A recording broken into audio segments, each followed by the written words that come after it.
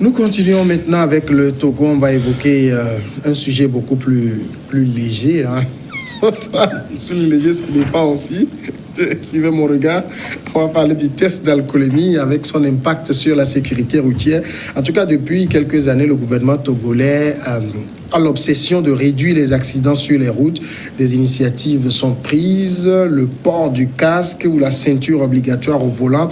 Et donc, à compter du lundi 16 décembre dernier, les autorités sont passées à la vitesse supérieure en contrôlant désormais le taux d'alcoolémie des conducteurs. C'est le ministre de la Sécurité et de la Protection civile qui a annoncé la décision après avoir fait remarquer qu'au deuxième semestre de l'année, eh bien, il y avait eu moins d'accidents sur les routes.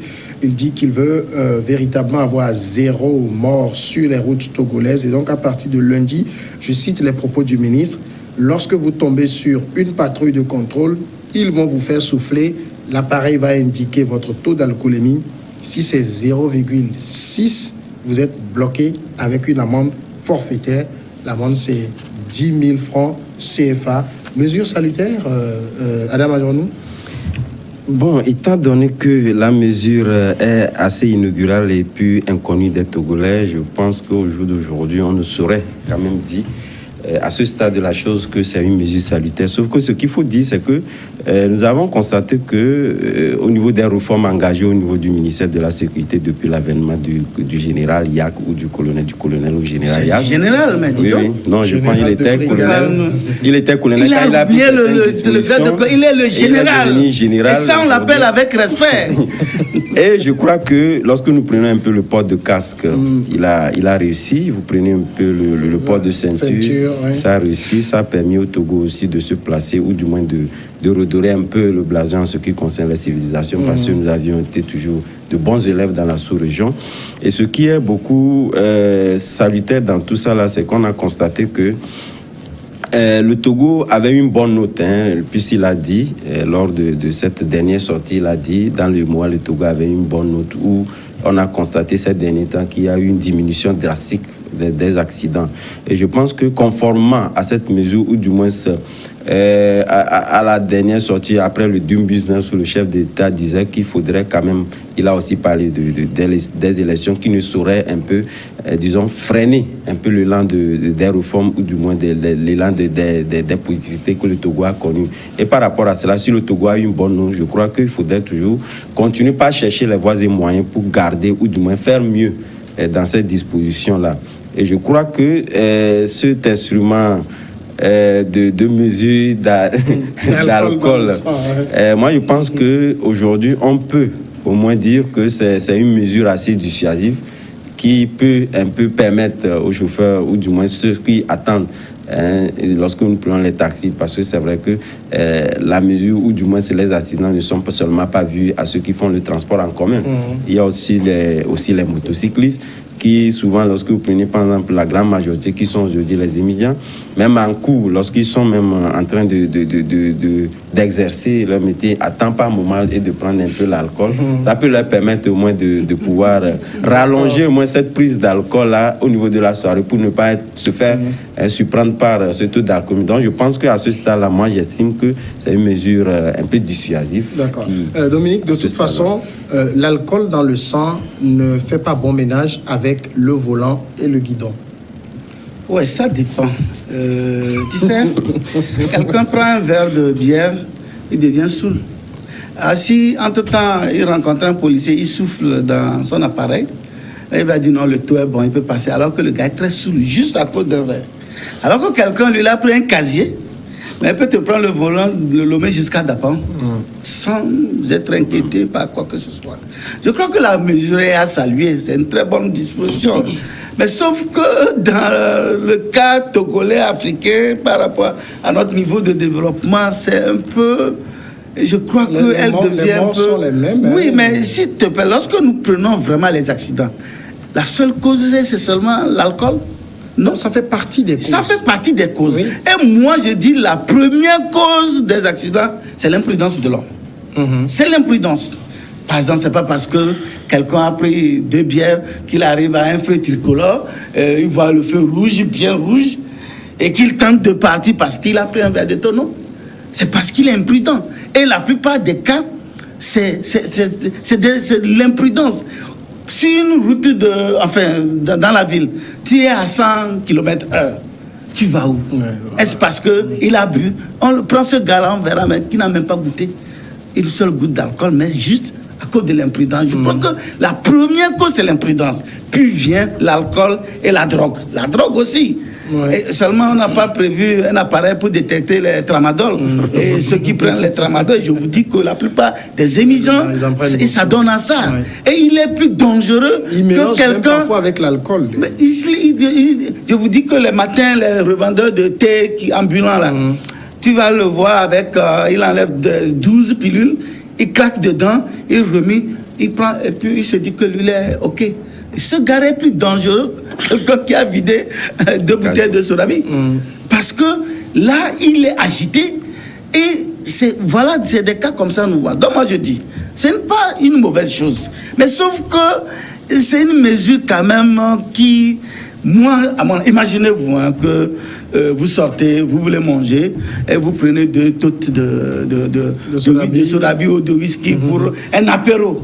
Et vous finissez de manger, on vous appelle, vous allez vous rencontrer la police, vous soufflez, on vous dit, vous avez pris le taux est au-delà de 0,5 grammes par litre.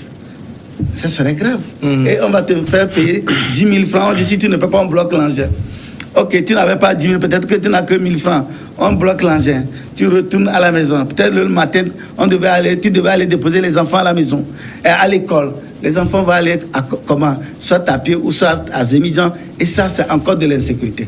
Maintenant, l'autre aspect de la chose que je voudrais aussi relever, c'est le fait que cette mesure risque de créer une situation un peu grave dans le pays. Parce qu'au Togo, l'un des boulots faciles à trouver pour nos jeunes filles, ça peut être les étudiantes, les élèves, même pendant les vacances, c'est beaucoup plus les élèves qui sont dans des bars, qui travaillent. C'est cette mesure. Tout le monde sait que lorsque à 17h, 18h, les fonctionnaires quittent leur boulot, ils se donnent rendez-vous pour prendre un pot autour d'une bière et discuter et s'échanger et puis enlever le stress avant de rentrer à la maison. Vous pensez qu'il faut se voir pour boire juste une petite pizza? Puisque si vous prenez la grande bouteille 65 centilitres, vous soufflez dans l'appareil, vous êtes au-delà de... Ça contient 4, et quelques % de taux d'alcool, je crois. Voilà. Mais je ne pense pas donc ça voudrait dire... La grande bouteille de pils, c'est pas 4,6, il me semble. Non, moi, je crois que c'est au-delà de 5 ans. C'est au-delà de 5. C'est plutôt super bizarre. On n'est pas... oui, mais en même temps, ce que dit Dominique Adama Djrono, si on doit prendre la chose sous ce angle, ça veut dire... Bon, on laisse les gens boire et conduire comme ils veulent? Non, moi je ne suis pas d'accord avec Dominique dans la mesure où, vous savez, ce sont des réformes, comme on le dit. C'est tout comme si on disait lorsque vous violez un feu rouge, on vous amende. Et je pense que cette mesure-là, c'est vrai qu'elle est nouvelle, certes, mais au-delà de tout, il faut s'y habituer et s'y adapter. Et comme il sait bien le faire, je pense que ce sont des mesures bien scrutées et qui prennent le temps de pouvoir donc s'adapter un peu à nos traditions avant même de rentrer dans sa phase d'application. Vous allez constater que depuis, c'est vrai que le premier jour, naturellement, le lundi, où cette mesure-là a été mise en application, il y avait eu des essais.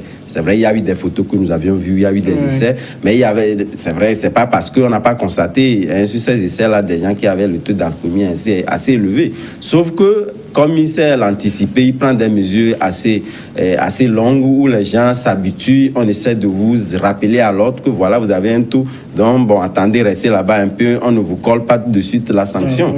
Ou vous verbalisez. On prend le temps. Je pense qu'avec le temps, il faut comprendre que ce sont des mesures qui sont intégrées par rapport à nos dispositions un peu réglementaires et qu'il faut s'adapter. Lorsque nous prenons un peu, disons, voilà, les jeunes filles n'ont pas de travail, etc., ou carrément, il faut laisser les gens. Je pense que ça ne nous permettra pas de pouvoir. Donc, je pense que... Est-ce que je n'avais même pas chuté quand tu m'as arraché la parole. Mais moi, je voudrais justement, parce que tu es en train de dire ce que je voulais aller dans le développement. Oui, mais attention, je voudrais dire, tu as posé une question tantôt. Tu dis, est-ce que c'est pour ça qu'il faut aller laisser les gens faire des accidents? On n'interdit pas de boire. Oui, mais quand vous choisissez, vous ne prenez pas le volant. Mais attends, vous ne prenez pas le guidon. Tu sors. Tu vas aller à pied si tu as un ami t'appelle à 5 km, à 10 km. Tu vas aller à pied parce que tu veux. Non, tu prends un taxi simplement. Taxi moto, c'est la sécurité totale. De toute façon, c'est le moyen de transport dans la capitale. Moi, je dis, vous savez, soyons honnêtes pour reconnaître que là où il y a ces mesures, vous n'allez pas me dire qu'il n'y a pas d'accident. Bien sûr. Non, on l'a pas dit. Alors, non, j'ai cru entendre que tu voulais dire tantôt que ce n'est pas parce que il faut que les gens travaillent qu'on doit aller laisser les gens faire des accidents. Je dis, dans ce milieu, et en Afrique, je voudrais relever, seul le Rwanda applique ça. Et pourquoi pas les autres? Justement parce que l'impact social est réel. Alors, si notre pays veut se mettre au niveau du Rwanda, c'est pas mauvais. Mais vous savez comment Paul Kagame gère le Rwanda? Non, c'est ça. Vous savez comment? Je pense, si je reprends le bilan des décédés sur la route que le général Damham Yak a présenté la dernière fois, on doit être dans l'ordre de 500 morts, ou je ne sais plus trop, hein, c'est pas moi qui ai couvert l'activité. Mais si cette mesure peut sauver ne serait-ce que 10 personnes, 20 personnes, c'est déjà louable. Mais si cette mesure peut permettre de fermer la brasserie, de fermer tous les bars, est-ce que tu sais que la faim aussi tue? Je dis, est-ce que tu sais que la faim tue? Tu ne travailles pas. Tu restes dans ton coin, tu n'as pas de boulot. Je ne vois pas le rapport.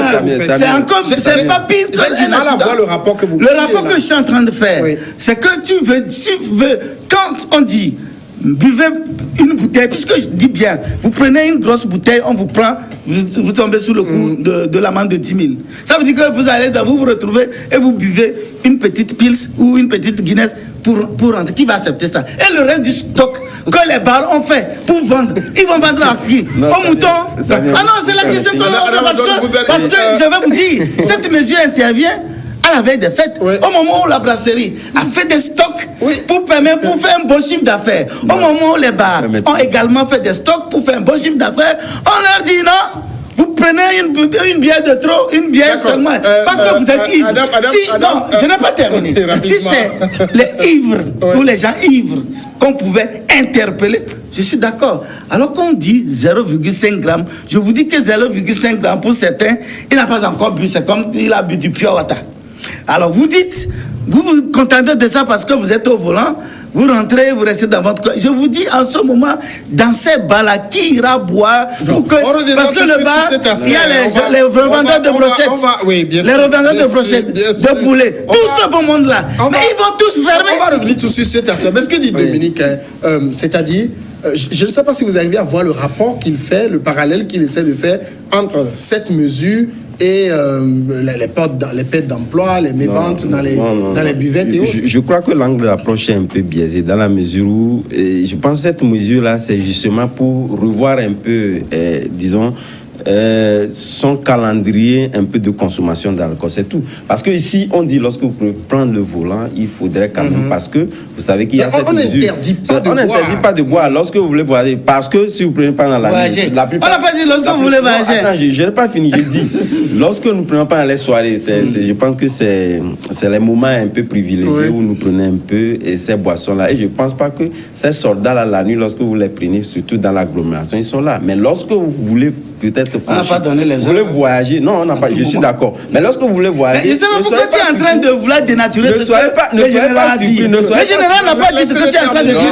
Il a dit à tout moment. Ça veut dire que la nuit, jour, matin, midi, à tout moment. Ne soyez pas surpris quand même. Puisqu'il fut un temps où il avait dit que les véhicules, les bus faisant les longs voyages devaient donc arrêter à partir de 18h. De 22h. Il a pris ces mesures-là. Et ne soyez pas surpris que lorsque vous voulez quand même vous engager dans un long voyage, que vous les voyez peut-être au niveau du péage ou à la sortie de Tchévier, qu'ils soient là quand même pour vous dire que parce que vous voulez voyager, et là on sait que la vitesse est un peu élevée, et là on peut... Mais la soirée, je pense, c'est vrai qu'il a dit, mais nous avons quand même, lorsqu'on prend les verbalisations, vous brûlez les feux, je ne crois pas, à partir d'un certain temps, au niveau de la nuit, dans l'agglomération, nous ne voyons pas les policiers, en tout cas, dérangés au niveau de cet aspect-là. À 23h, je ne pense que vous avez les policiers en coup de rue qui le font. Donc, je pense que c'est une mesure assez dissuasive et langue d'approche qu'avant. Il est en train de dire langue d'avant, la langue d'approche qu'engage. Il n'a jamais dit. En même temps, Dominique n'interdit en rien. Reprenons très clairement ce que le ministre a dit. À partir de lundi, lorsque vous tombez sur une patrouille de contrôle, donc quelle que soit l'heure de la journée, c'est ça. Ils vont vous faire souffler. L'appareil va indiquer votre taux d'alcoolémie. Si c'est 0,6, vous êtes bloqué avec une amende forfaitaire. Où est le problème? Oui, mais c'est lui qui est en train de dénaturer ce que les généraux disent. Non, j'ai pas dit non, c'est quand les gens voyagent, il faut qu'on vérifie. Il donnait des exemples aussi. On a dit, je reviens à ce que les généraux disent. Non, c'est une disposition antérieure que nous avons dans le pays. Le vrai problème, c'est ce que je dis. Le vrai problème, qui sont ceux qui consomment? Ce n'est pas ceux qui sont à vélo, à pied, qui ont les moyens. La bière coûte aujourd'hui cher. Non. Il faut ceux qui achètent à boire ou ceux qui peuvent appeler des amis. On se retrouve dans tel bar pour nous régaler. Vous allez créer une association de défenseurs des consommateurs. Non, je n'ai pas besoin. Mais je vous dis que ça, c'est quand je prends certains pays développés, comme par exemple en Belgique, surtout, on a expliqué comment ça fonctionne là-bas. Là, par exemple, quand la mairie manque un peu de sous, on lance la police parce que c'est des amendes qui se paient. Non pas tu donnes l'argent aux policiers qui va verser. Oui, donc ça veut dire qu'il faut les adressages d'abord. Oui. On l'a pas. Ici, on a créé des rue Lézard, rue Crapaud, et puis on n'entend même plus parler. Alors que d'abord il faut partir de là pour éviter que l'argent, parce que on se connaît dans ce pays. Le gars, tu suffis de tu es sous le coup, tu dois payer 10 000 francs. Tu dis, tu n'en as pas. Il dit, bon, il peut négocier, tu as combien? Bon, si c'est 1000 francs. Mais ça, bon, là, c'est un autre aspect. Oui, oui. Maintenant, je dis, et à la fin, on fait le point des entrées dans ces contraventions dues à ces mesures, justement. Donc, là, c'est clair. Et on sait que ça va financer tel, ça va financer tel. Là, je me dis que c'est des pays développés qui ont des moyens. Normalement, je pense que, par exemple, si on maintenant, nous, c'était une bonne mesure. Normalement, si on devait être appliqué dans tous les États africains. Si on vous prend, par exemple, en principe, pour ce qui se passe dans les pays occidentaux qu'on suit de près ou qu'on a visité, c'est que si vous êtes pris et que votre taux dépasse la normale, vous ne reprenez plus le volant. Non, soit vous appelez un ami, ou vous avez votre passager qui a un permis qui prend le volant à votre place. C'est dit indirectement. On ne peut pas, parce que vous avez payé 10 000, vous allez continuer par contre. Non, on dit vous êtes bloqué. C'est pas ça, on vous bloque et quelqu'un d'autre est obligé de revenir prendre le volant. En Belgique, le cas que je connais, on ne te bloque pas. On te verbalise. Et tu continues. Non, maintenant, c'est pas résolu. Est déjà et tu continues. Non, c'est pas résolu. Là, rien n'est fait. On a rien fait. C'est pourquoi il dit en réalité, je vous dis parfois c'est ça. Souvent, c'est quand même pour eux. Maintenant, je vous dis, le cas. Mais ici, le général sérieux, c'est le cas de réduire le nombre de décès sur les routes. D'abord, tu dis, il a fait un bilan où il a dit que le nombre d'accidents a considérablement diminué. Alors qu'il n'y avait pas encore le taux d'alcoolémie. Oui. Or, si on ajoute ça va encore sensibiliser. Que le général devait faire plutôt la sensibilisation. Je vous dis est-ce qu'il n'en a pas assez fait? Mais je dis justement, pourquoi ne pas continuer dans ce sens pour faire comprendre, parce que toi-même, lorsque tu es ivre, lorsque tu es ivre, toi-même tu peux te dire non, je ne peux pas conduire. Oui, mais sauf si tu es fou, tu peux dire tu vas rentrer dans ta voiture. Si tu es ivre, c'est pourquoi je dis, l'histoire aujourd'hui, je dis, c'est vrai, il y a des cas, je ne dis pas qu'il n'y en a pas, des ivrognes parfois qui prennent le volant, ça arrive parfois, qui font des accidents, ça arrive souvent même qu'ils rentrent chez eux à la maison. Et les cas les plus sérieux, je vous dis que les accidents les plus sérieux, si on vérifie, la plupart, il n'y a pas oui, d'accord, mais je dois vous rappeler, peut-être l'imprudence ou la fatigue. Ça s'est passé dans un milieu où j'ai vécu. Le monsieur est sorti d'un bar, il était ivre. Les serveuses lui ont dit, vous ne prenez pas le volant. Il s'est entêté, il a pris le volant. Lorsqu'il a mis le reverse, il a tué une fillette derrière lui. Voilà un cas. Voilà des cas, par exemple. On parle d'un homme ivre. Oui, bien sûr. Pas un homme qui a pris 2 bouteilles de pils. Alors que tu prends 2 bouteilles de pils, tu fais 10 000.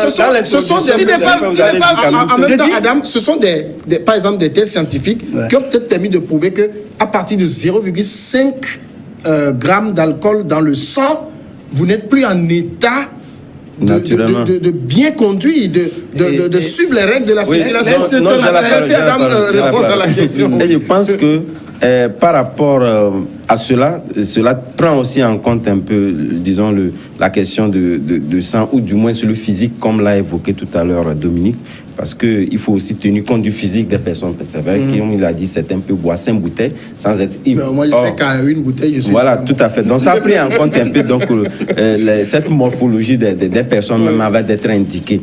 Mais moi, ce qui est fondamental, c'est qu'on ne va pas toujours faire croire donc, à nos pays qu'on doit forcément être copieur de bonnes ou des choses. Nous pouvons aussi inaugurer l'avènement des bonnes pratiques dans nos États. Et lorsque Dominique le dit tantôt que voilà, si c'était bon, ça devait être appliqué partout. Je pense que le Togo s'est positionné quand même pour être aussi, non seulement un bon élève, mais quand même pour être aussi disons, un pays initiateur des instruments, un modèle. Mais c'est que ça a un impact économique. Nous avons des économies très fragiles. C'est ça aussi. En fait, cette disposition ne désagrège pas un peu les dispositions antérieures que nous connaissons dans les mesures de pouvoir donc anticiper ou de mettre des barrières en ce qui concerne les accidents. C'est ce qu'il faut aussi retenir, parce que les autres dispositions qu'on avait eues sont toujours d'envergure. Et surtout, le Togolais ne sait pas aujourd'hui, c'est vrai que lorsqu'on prend un peu les Togolais dans leur globalité, ils estiment que lorsqu'on parle de patrouille, il n'y a que la nuit que les patrulles sévissent. Or, la patrouille est là aussi bien dans la journée comme dans la nuit.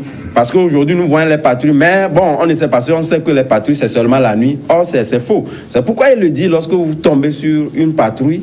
Mais quand même, je pense que les services, d'ailleurs, même pour la disposition, il y a eu le DSR qui a été créé, qui s'occupe essentiellement, mais il y a aussi la brigade motorisée qui fait aussi sa part. Donc, je pense que c'est des mesures qui ne désagrègent pas les mesures antérieures que nous connaissons. Et par rapport à cela, ce qu'il faut, c'est vrai que cette sensibilisation continue. La sensibilisation par rapport à cela, pour qu'on puisse donc se mettre ensemble sur une même longueur de compréhension des choses. Alors, la sensibilisation va continuer, donc c'est une mesure quand même qu'il faut saluer. Ce qu'il faut résumer, si on doit comprendre cette mesure, vous avez le droit de boire tout ce que vous voulez, mais si vous le faites, vous ne prenez pas le bar. Vous ne prenez pas la route. Oui, vous donnez dans vous rentrez en taxi. Oui, ou en Zémidia. Vous savez, c'est ce que je disais tantôt. Vous avez bu 2 bières. Ce n'est pas que vous êtes ivre. C'est juste, vous avez eu le temps de se relaxer avec des amis. Ça dépend. Oui, je parle de ça, dépend de l'organisme. Et généralement, 2 ou 3 bouteilles pour quelqu'un, ce n'est pas un problème. Ce n'est pas comme toi, à peine un verre, tu tombes KO. Mais, et juste parce que tu as pris 2 bières avec des amis pour échanger, tu laisses ta voiture, tu rentres à la maison, soit à pied, soit à Zémidjan. Zémidjan, là, c'est un bon moyen de sécurité. Et le Zémidjan va te cogner un machin. Non, lui-même, il n'est pas exclu. Est-ce que tu peux me laisser parler? Ça veut dire, non, je ne dis pas que le Zémidjan, parce que lui, il a bu. Peut-être lui, il a pris tramadol. Oui. Donc, il est ivre de drogue. Mais tu ne sais pas. Tu laisses ta voiture parce que tu as pris juste 2 bières. Et tu appelles quelqu'un qui te prend. Attends, tu n'as personne qui... Mais on ne peut quand même pas vous laisser. Mais attends, c'est pour ça que je vous dis. Allez causer alors, ne bois pas. Ça veut dire que la brasserie va fermer. Les bars vont fermer. Et je suis en train de vous dire. Je suis en train de vous dire. Je suis en train de vous dire aujourd'hui, il y a une deuxième brasserie qui est en construction. Oui, ils vont vendre leur bière à qui? Non, si c'est seulement, il suffit de décaler les heures. Est-ce que vous savez? Est-ce que vous savez de boire à côté de chez soi? Vous pouvez aussi boire. Aujourd'hui, il y a des bars dans tous les quartiers aujourd'hui. Devant toutes les maisons, il y a des bars. Ça vous gêne? Vous avez pu boire à côté de Et c'est des gens qui vivent de ça. Oui, ça ne dit pas non. Et ça nourrit des villages. Non, si vous ça nourrit des hommes. Si vous et si vous voulez qu'ils ferment, ils vont devenir quoi? Des voleurs armés. En réalité, c'est ça. Lorsque les gens n'ont pas de boulot, soit il devient un brigand, et il devient plus dangereux pour la police. En France, il y a le taux d'alcoolémie, aucun bar fermé. Non, même Samir, je pense que c'est mieux de faire éviter aux gens de ne pas boire que de les tuer et qu'ils ne buvons plus jamais. Je pense que ça entretient beaucoup plus la brasserie que carrément de vous laisser mourir pour que demain vous ne buvez plus entièrement. Mais la brasserie existe, mais il y a des morts. Non pas que c'est la boisson qui... Mais c'est que... Non, en fait... C'est le ratio de là que le général Yak veut diminuer en faisant donc profiter à ces brasseries-là parce qu'il y a une seconde pour qu'ils puissent quand même prospérer dans les chiffres d'affaires. Quand tu dois sortir, aller boire juste une petite bouteille et rentrer, le stock que le barman a fait restera là. Et demain, il ne va plus demander. Et finalement, il va faire. Non, il va fermer. C'est ce que je dis. D'accord. Donc, c'est ce que je disais tantôt. Que ceux qui travaillent, tu dis c'est leur problème, non? Quand ils vont rester à la maison, ils n'auront plus rien à faire. Qu'est-ce qu'ils vont faire? De vrais bandits, de voleurs armés, et la police ne va pas dormir. Derrière tout ça, il y aura encore du pain sur la planche. Parce qu'il faut traquer ces voleurs armés. Le fait d'éviter de boire chez soi, c'est peut-être penser sur nos petits copines. Mais tu ne peux même pas inviter, tu ne peux même pas inviter un ami de venir chez toi boire. Puisque si l'ami a un engin, il a une voiture ou une moto, il vient, il boit abondamment, il sort. test d'alcoolémie. Est-ce que vous savez qu'au niveau mais voilà, même tu ne peux même pas. Là, on est obligé chacun. On devient individualiste. Oh, vous savez que Dominique, autour de la bière, c'est les amitiés, les rencontres, les échanges. Alors, si vous voulez, le Togolais devienne avare.